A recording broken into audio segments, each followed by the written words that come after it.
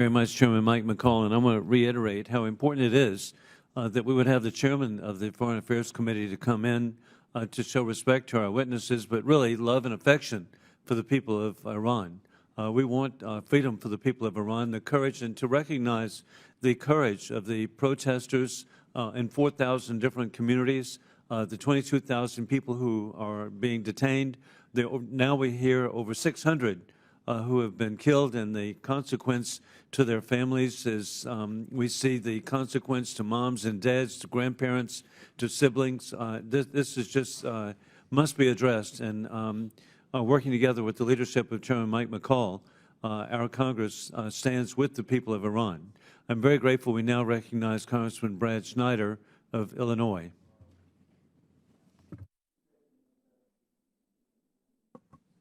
Thank you, Mr. Chairman. I want to thank our witnesses for joining us today. I want to juxtapose my day yesterday with our hearing today. Yesterday, we spent the day marking the 3rd anniversary of the Abraham Accords. Started the morning with a group of young people from the Accord countries, young people who brimmed with optimism and promise of possibilities of building relationships and pursuing peace. We spoke about new paradigms and bridges to understanding. And today we talk about Iran, a violator of human rights, pursuing a nuclear program, state sponsor of terrorism, drones being sold to Russia in their fight against Ukraine, piracy, assassination, and, Mr. Rules, you said seeking hegemony in the region for their own purposes and economic means. Ms. Maloney, you talked about the diplomatic efforts to constrain Iran's nuclear advances, and they've had little effect for the last 40-plus years. 30-plus years. Few meaningful breakthroughs or sustained reversals, and you said quite clearly it's time for a new approach. Now, in 2015, I opposed the JCPOA because I felt it didn't go far enough.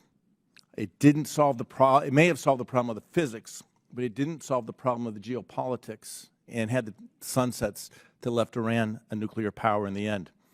But I also opposed pulling out of the JCPOA in 2017 and 2018 because we hadn't strengthened our hand in the intervening time. We hadn't laid a new foundation to create a better way to block and ultimately permanently close Iran's pathways to a nuclear bomb. Again, Ms. Maloney, as you said, deterring Iran will require a much higher level of vigilance from the U.S. and our partners in Europe, in the Middle East, and beyond. Mr. Ben Tableau, you said we need to connect the dots. I think you're right, but I think it's more than that. It's more than just dots. It's the lines that connect us around the world, the seams where things come together. It's the overlaps extending beyond the Gulf and the entire Middle East, the war in Ukraine, the great power politics. In fact, it runs across our entire foreign policy. This administration and those before have continued to make it crystal clear that all options are on the table, including military force. And I was pleased to lead with my colleague, the chair, to say that the U.S. is committed to making sure Iran never, ever has a nuclear weapon. But finding a non-kinetic solution is certainly better than war to reverse Iran's nuclear program and other nefarious activities. In particular, it's a combination of stronger ties with our allies and combined sanctions, sanctions that unfortunately will begin to diminish immediately after being implemented, so we need to ratchet them up over and over again. We need to have the will and the resolve with ourselves and our allies. So having given a longer speech than I intended, let me ask the question. All right, Ms. Maloney, I'll start with you. We need a new paradigm. You laid it out a little bit. What are the most important things we can do here in Congress to lay the groundwork, to do what hasn't been achieved in the past, to better thwart Iran, to better send the signal that we have the resolve and the will that Iran will never have a nuclear weapon, and we will do everything necessary to ensure we achieve that goal? My fellow witness listed a number of bills that are before the Congress, and I think many of them do, in fact, help to advance the overall goal of ensuring that we deter Iran and that we prevent Iran from ever having a nuclear weapons capability. But you mentioned the Abraham Accords, and there's been discussion of the recent delegation trip to the region, and I think that there is much more that this body can do in terms of discussions and conversations with policymakers from across the Middle East, who in many cases are seeking to find ways to mitigate mitigate their own threat from Iran by essentially providing economic incentives. We need to ensure that, first and foremost, obviously we have a close, robust partnership with the Israelis who have been with us every step of the way.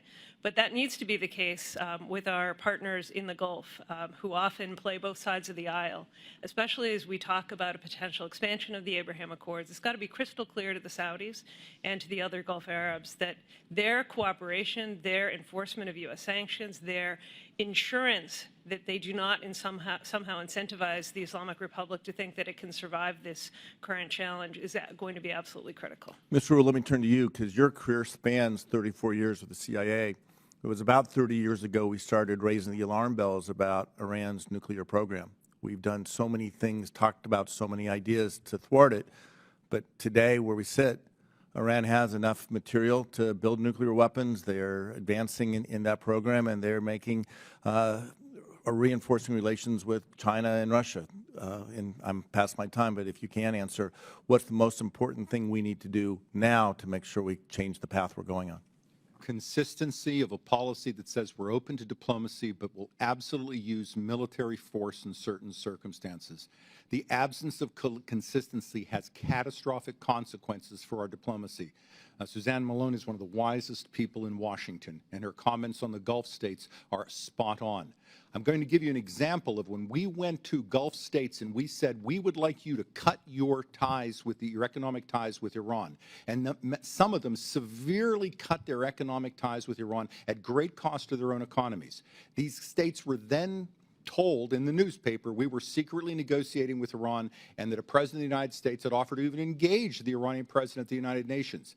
You have to think, what does that mean today when we ask these same countries to cut their ties with Russia?